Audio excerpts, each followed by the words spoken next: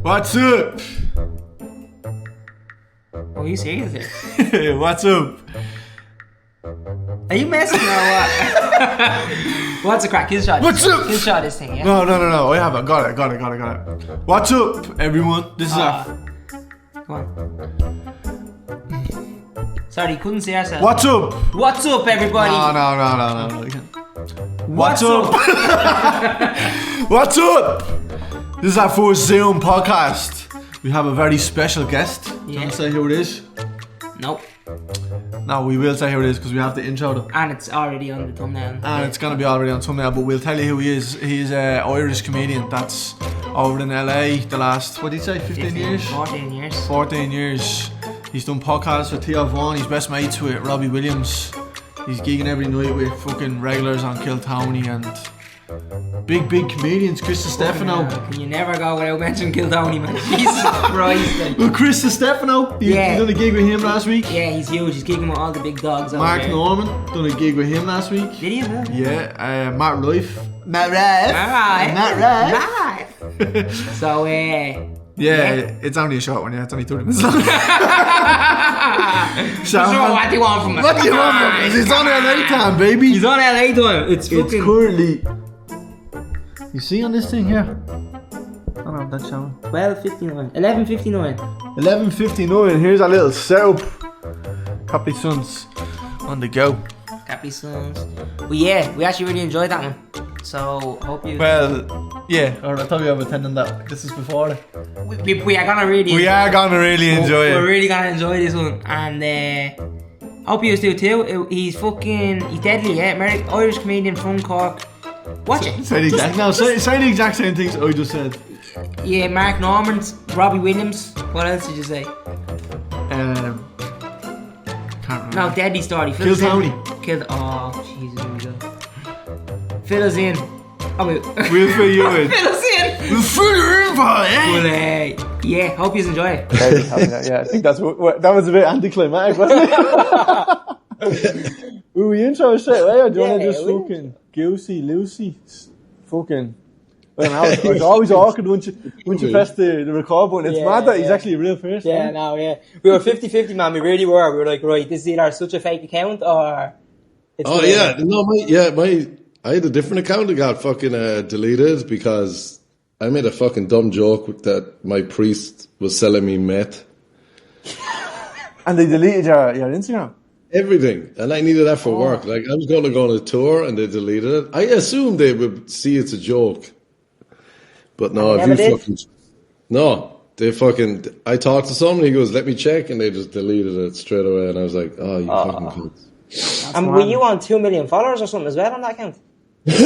No, but I was meant to go on tour, and then they were like, people thought I killed myself because my fucking account disappeared.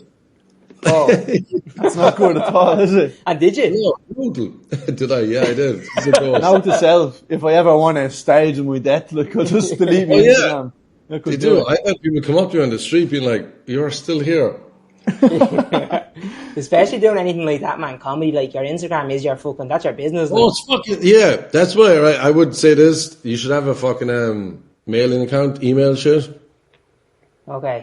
Because, if your Instagram goes, it was fun for, I'm on it too much. Fucking so many hours a day. And I was like, alright, I need a break. And then after about 12 hours, it was like I was fucking fiending for heroin or something. I swear to God, I was like, I need it back because I had shows and then I started panicking. I was like, I can't tell anyone if I have shows. So I would say, if you're fucking doing stand-up, start the fucking email list. You need a whole team. So Chris Kent just done that. Do you know Chris? Yeah. Oh yeah, Cork guy. He just done that there where he actually deliberately didn't use his phone. I think he was on the Late Late Show there the weekend talking about it. And he was... How did he survive? Just about. He was doing gigs all over England with no sat-nav or anything, just using directions and... Oh, seriously? Actual maps. Yeah. Mental. That is mental. To himself. I saw something the other day, a funny tweet. It was like, how do people book flights before the internet? Yeah. I don't know. I remember. No, you said but they'd have computers as well, wouldn't they? Yeah. Now. Before they actually even got computers. That is mad. I went to Turkey a few years ago and I got an actual ticket. They gave me an actual ticket. So you couldn't, you had to scan your ticket, like, and that was the first time I ever held a ticket because it was always on my app. That's Oh, mad. yeah.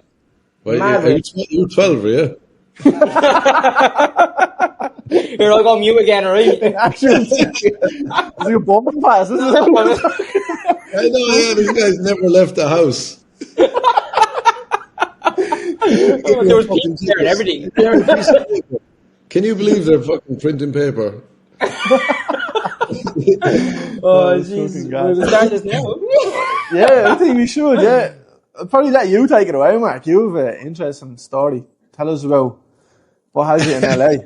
Yeah, this has gone mad formal. I hate it, man. I hate it. But I only knew this is Really make it formal, I'll take the piss. Yeah, that's good though. You're gonna laugh, and then you're like, so hello, Mark. It's so awkward, man. I don't know how to. No, I came across you, Mark, first time there a few months ago when, because I don't know how one of your stories came across, but you put up jokes on your Instagram story. Oh, yeah. I seen something. I was like, that was fucking hilarious. So I followed you, and I was looking at your stuff, and then I realised you're Irish, and I was like, what the fuck? Like, this is mad. Yeah, that shit gets stolen so much. Does it? It does, yeah. It's funny though, because I'm like, I'll let them take it. When you think, do you just think of a joke today and just literally just put it on your story? Yeah, if like something happens, I used to like write tweets. It was good for like just organizing shit. It's also good for like if someone says, "Oh, I thought of this first," I'm like, "All right, here's a timestamp." Yeah. I had a joke from like 2017 or something. They were like, "We did it first," and I'm like, "All right, here's my first time doing it." That's smart. I should try that with him. He's a bit of a joke. That's why we start the podcast. I prefer when you read from a paper asking formal questions. And Mark, also, how are you enjoying LA? You've a teleprompter in the back. It kicks in. So, and you made your big break how? No, but seriously, how are you enjoying LA? No, it's great. Just dude. It's a laugh. How long are you doing now? I've been there like 15 years almost. Yeah, it's been a while. That's mad. Yeah, That's mad. And did you go over there for comedy? Yeah, like I went over here. I was doing like I had a master's degree from UCC and shit. I was doing like e-business, and then I was randomly translating German gun manuals for the Irish Navy. This sounds made up, but that's madness. This isn't him. Yeah. It's not him. I'm still thinking this could be AI. Like, yeah, no, it's true. And then I got money from that, and then I just moved to LA because I was watching like so much Seinfeld and Curb that I moved here. And I just started because I don't know about you. Like, where are you from? Dublin. Oh yeah, like in Cork, growing up, there was no stand-up culture. Really? Yeah. Yeah, like I can't think of any. Even the idea of doing it felt like, oh, that's gay. Like, if your friends, I want to be like. I didn't even think about it till I came here. I was like, oh yeah, I want to do stand-up. So you didn't do stand-up before you went there at all? No, I just came here like a fucking idiot. Yeah, I swear to God. I slept in my car. What's that? In your car? Yeah, because I was like, oh, I'll find somewhere to live like within an hour of fucking coming here. Oh my God, man! Oh yeah. What was your plan when you went?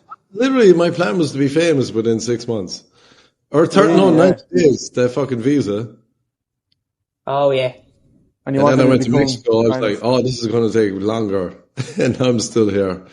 Oh man, what'd you do in Mexico? Just went down there, hooked up with someone's wife, and just came back.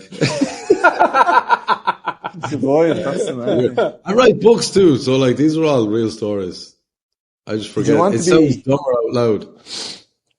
Did you do any acting when you first went over? I used to like go to auditions and shit. Like my old roommate, you know, Rob Sheehan. Rob Sheehan, is that fucking Darren from Love Vegas? Yeah. He's my old roommate. So like, no way. I used to like be going for auditions, and he's such a better actor. I used to be like, you should pick him. Yeah, see, he wanted to act. I want to do stand up. So, but like, I had some fucking agent at the time, and they were sending me. I remember one time I went for a fucking audition, and they were like, "We need an Irish guy," and like, it was a Friday, and they had to shoot Monday. So it was like, you basically just show up and you got the role. And I showed up, and they were like, "Are you Irish?" I was like, "Yeah." And I said the lines. They're like, "What the fuck did you just say?" They don't understand me. They're like, "Oh no, we don't want this kind of Irish. Like, can you be Boston Irish?" And I was like, "What?" Ah. So then I did a Boston accent. They still couldn't understand me. And then I was doing Chicago, and eventually they just gave it to a black woman. Yeah, I was like, I don't think acting is for me. I've acted and stuff, but it's just been myself. Just been yourself. That's the best way to be. That is, yeah. When you went over there, you were talking about Seinfeld and Corbin stuff. Did you want to act in like a sitcom? Yeah, I wanted to like write and so like when I was doing that German translating shit, I was like, I wrote a script and I sent it to RTE, and I got some meeting with them, and then I met them in their offices, and the dude was like, "Who the fuck are you?" And I was like, "Oh, I'm the next big thing." And he was like, "Nah, not for us." That pissed me off. Then he gave it to a black woman. Yeah. So you never, had you ever done that before? You just sent the script straight into RTE? Yeah, there was something. And then I swear to God, I got a meeting with some guy. I got a meeting with the head of entertainment up there. I was emailing him. I pretend I had a production company, all this, but I was just bluffing. And then I went, and my aunt knew someone in there, and she was like, "I got you a meeting." And the guy was in charge of like agricultural programs. You're coming with a sitcom. Yeah, and then he's like, "I'm looking for fish farming programs right now," and I'm like, "Oh yeah." That's what my sitcom. Have you still got that sitcom in the back pocket? Or has it just been... Oh yeah, but it's definitely, it's probably funny to me. It was called Procrastination. But like how Ireland's... You put it off. Yeah, but like that's what, like Ireland's a nation of procrastinators. I thought it was... You're both You like... think it has any legs at all now? Like now? Fish meeting. Two of you just zoned out. Yeah. Can you blink twice just to make sure you are a real person? Why my line, you cunt? Is that a mad one? When you went over to LA first, how, like, even not to the comics themselves and whatnot, did it take them so long to understand, like, your band? Oh yeah, it's like insane. Yeah. It still does sometimes, especially if I'm comfortable around people, I'll talk too quickly. And they're like, "What?" They just look at me. Lost their accent. They just like nod. It's funny, like when my friends are zoning out, and I'm like, "You don't understand a fucking word I said." They're like, "No." Would you ever look on stage? Say what? On stage, the people struggle to. Yeah, but I made jokes out of it. I call them like slow.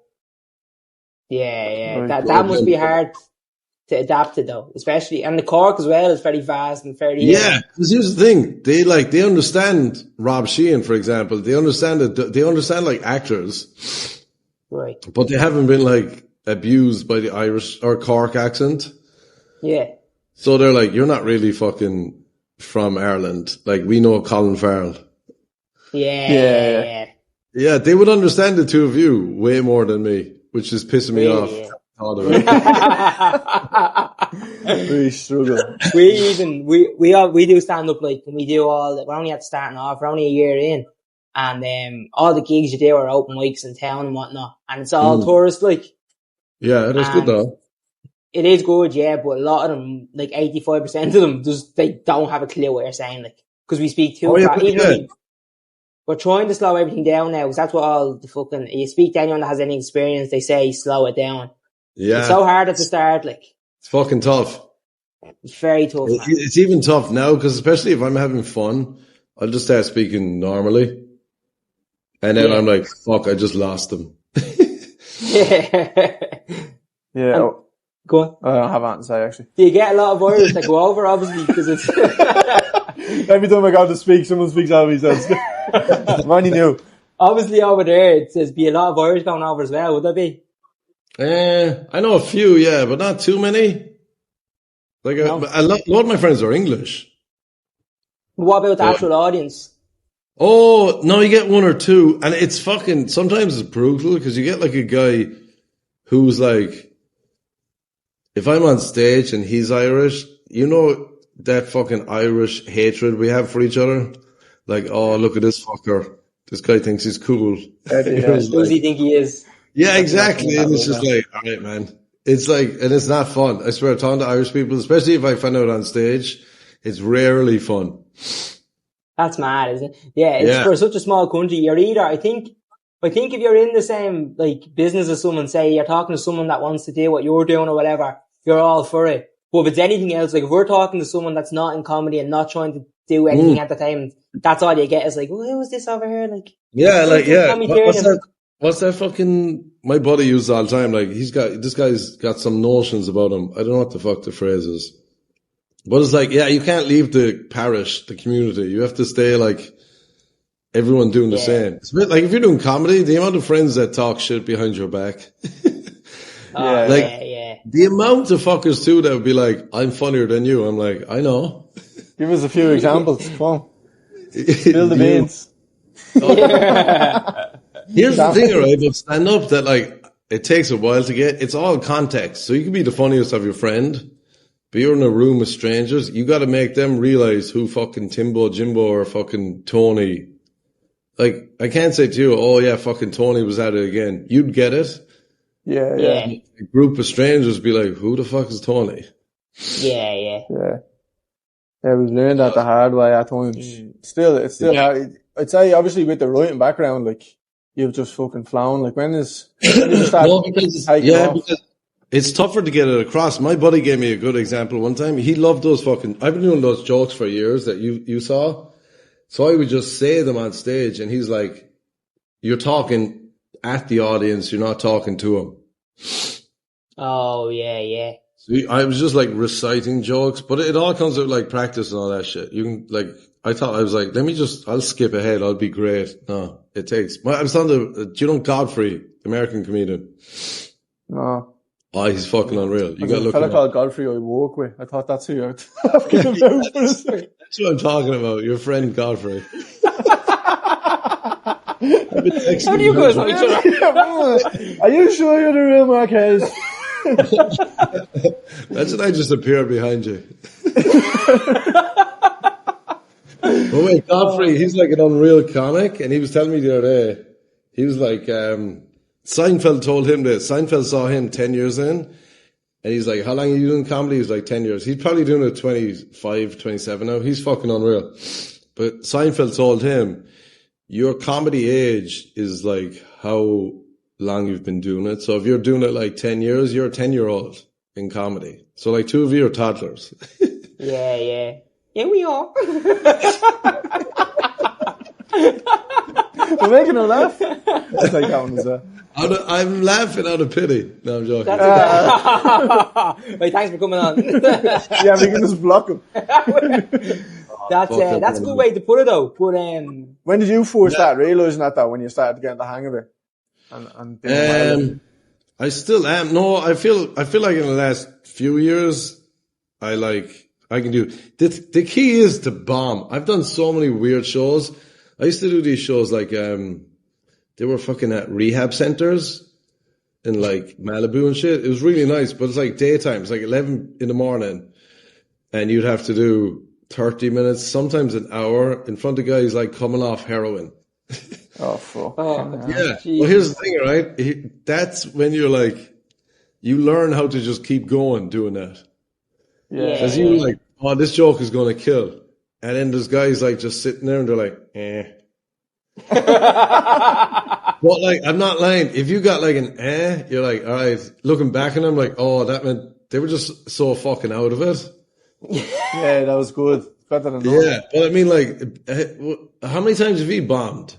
Like, properly? I'd say probably properly about 10 times, probably. No. Oh, yeah. But like, but I bombed so bad, my voice stopped working. Yeah. Oh, really? You get to like the time out. I was doing a show like probably a year, 6 months, a year in. It was Craig Robinson. Do you know him? Yeah, from the office. Yeah, that guy. So he's like an old friend. It was his birthday, and he was like, I think Jeff Ross was there, maybe I don't know who was there. All these big comics. And he liked me because he could understand me, but no one else could. So he's got a band and he's playing songs. He's like, I'm going to get some like comedian friends up here. And he called me up first. And I was probably the only like one of 3 white people in this packed room. And I went up and I just started fucking bombing my tits off from the get-go. He's laughing because he sees me bombing. I can hear everyone else. I heard like these women in the back being like, what's wrong with his hair? Oh.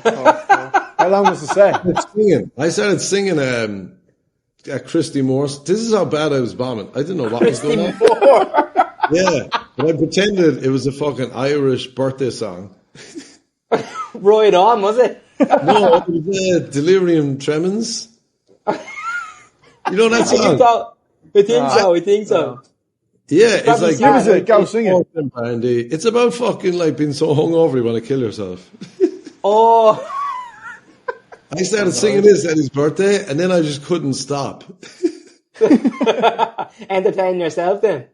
No, I was just like out of fucking like I didn't know what that was the worst. I didn't do comedy again for 6 months. I bombed my tits off. 6 months you stopped for? Definitely a long time. Eventually, I stopped clapping. I was clapping, stomping my foot. Yeah, did that impress Craig though? Sorry, go on. The fact that you could go on there while you were bombing, do you reckon that impressed him? It impressed him. It fucking freaked everyone else out. But that's hard, man. Like being 6 months a year in comedy and you're with all these bleeding huge names, like. Oh yeah, but like my ego was ahead of me, so I'm like, I got this. Yeah. And then I was bombing so bad, I'm like, what the fuck? And then thank God I started singing. I didn't do something dumb, like stripping. Yeah. Christy Moore doesn't do that. Yeah, I think because I've an Irish cousin who lives in San Francisco. He was playing those songs the weekend I was staying with him. So it was just in I don't have a clue why I started singing. Yeah. Oh no, I've never done that one then. That is brilliant. Is there obviously you're probably not going to admit this, but was there anyone that you did get starstruck with within your at the start when you were or like made you even go, fuck, I'm doing it now? Well no, I met like I met like a lot of famous people off the bat. Like my best friend here was Robbie Williams. Well, he's my oldest buddy here. Who's Robbie Williams? Right. Here's the thing. You're so slow, I can't tell. I'm like, hey, go easy on us. We're only one. That's how I realized now. I'm like, okay. I can't tell because I was like, wait, it's the lag. Yeah, no, there is a lag, to be fair. There is a lag. No, it's in his brain. And you met him. Obviously, he's not a comedian, though. So what was crack with that? Oh, so like when I first came here, I started spending all my money really quick. So I just started putting up ads for like soccer coach, just German, everything. And some guy saw my soccer coach ad and he was like, you should come play soccer downtown. So I drove down there, played well. And he was like, oh, my buddy's got a 5-a-side pitch in his backyard and he should come play. I was like, who the fuck is a 5-a-side pitch? And it was Robbie. That's fucking That's mad. nuts, man. Mental. Yeah, but now he's written all the forewords to my books and shit. Yeah. Is this your biographies, like? Yeah, so I started doing like articles for the Examiner and the fucking all these Irish papers, and then it turned into like books and shit. Oh, fucking unreal. And did you have an interest always about writing, like, other than sitcoms, like? No. Yeah, it's just writing it out, getting it out of me. Just getting it out ahead. Yeah, I hated writing. I hated like doing presentations in university.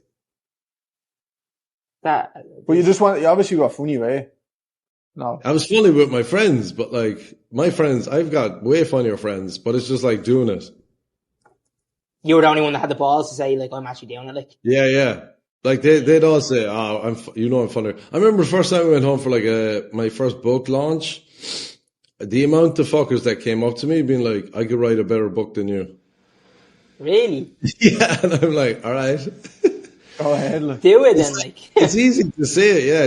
But like, if I thought about it too, I just started doing it. Just because I was here on my own, so I started writing shit. And then if I was to plan out anything, I would just not do anything. Yeah, it's just spur of the moment type of fella. Yeah, or just like, oh, here's an idea, just do it, as opposed to like, will this idea be good? Yeah. And would you still write sitcoms and that now? Oh yeah, like I'm writing some new shit, so I just focused on stand-up for years to get better. Because I was doing like interviews, I was doing like BBC, Sky, Comedy Central. I was trying to turn my books into sitcoms, but like it's the dumbest process ever. Because you go meet someone and then it takes them 6 months and then they're like, come back in.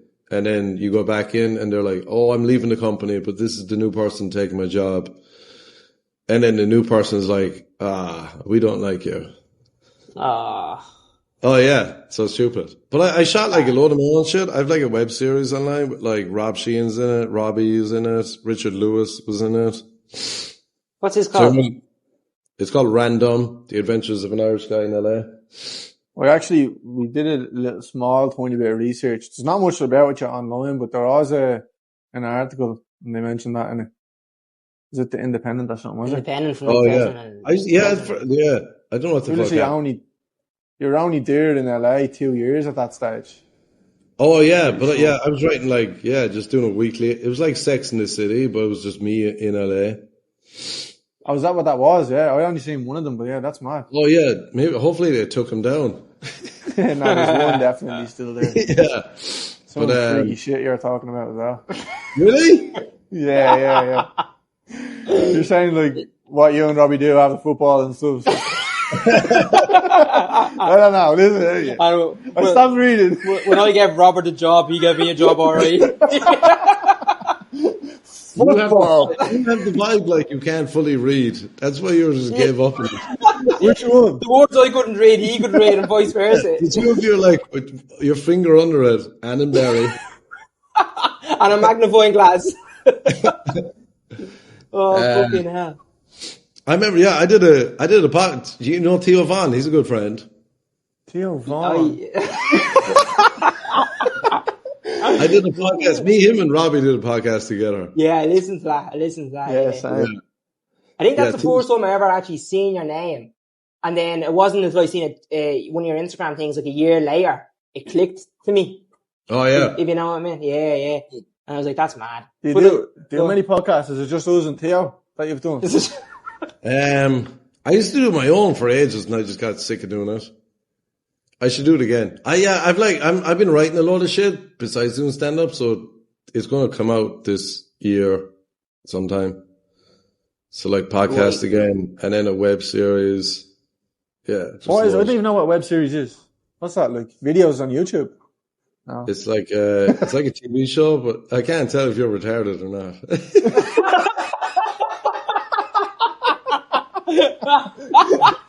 I swear to God. No, he is. I was almost explaining it, and the way you don't react, I'm like, wait, he doesn't understand anything. I watched one before. Do you know Chris Jericho? Chris Jericho? Yeah. Yeah, the wrestler? Yeah, he had one. He had a web show called I'm Chris Jericho, it was called. And it was kind of like, it was that. I think he was in LA in it. He moved to LA because he actually wanted to become an actor. Yeah. I met him a few times. My ex used to live in the same apartment place. And he's smaller than you think. Yeah, he's smaller than you think. So is he. And that's mad, man. Yeah, you just don't know who you're going to meet, like here. Like her neighbor too was fucking Manny Pacquiao. In an apartment complex. He's about 30 people in his apartment every day. Are you just used to that now? It's just the norm, like? Yeah, it's just like, oh, like, yeah. I'm trying to, like every night just. Is there anyone that you would be freaked out about? Like you'd be a bit. If I met Larry David, maybe.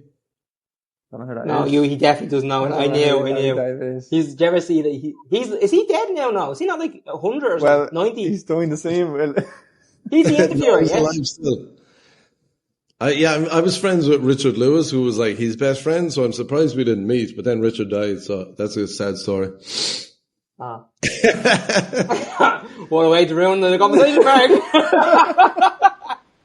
But at Rob's place, at Robbie's house, I met like so many fuckers. Like, this is a dumb story. Adele was in his place once, and his kitchen is huge. But I'm gonna hang up. You can't. Only we can hang up. You're trapped in this box forever. I got one more minute. I'll tell you this, all right? So she was in his kitchen, and his wife was like, "Oh, Mark, this is Adele. Adele, this is Mark." And she's like, "Oh, hello."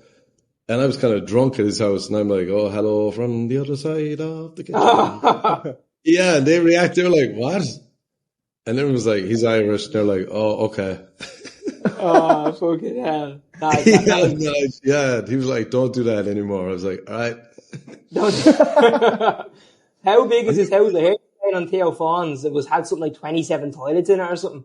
Oh yeah, that was unreal. I remember one time like he showed me his place one time at Christmas. He sold that place to Drake. Really? Yeah. That's weird, isn't it? Jesus. To know that Drake is taking a dump in the same. Did you ever take a dump in that gaff?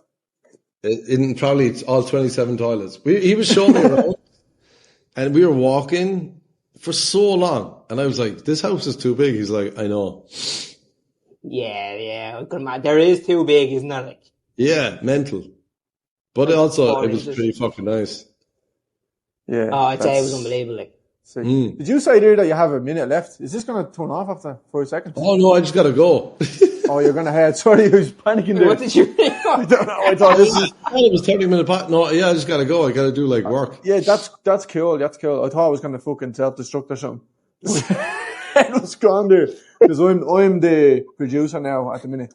We're using the studio. We have a producer to look after it, but I'm the chief executive producer. Oh yeah. Wait, was that the podcast? What was the shit you were telling me?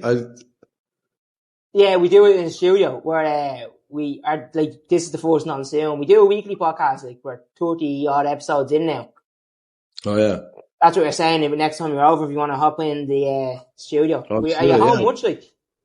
No, not for a while. I gotta go back to I gotta go to I gotta go back soon. Yeah, it's been a while. Also with Trump and shit, it's kind of weird. Is it? Yeah. Oh yeah, actually better not to say.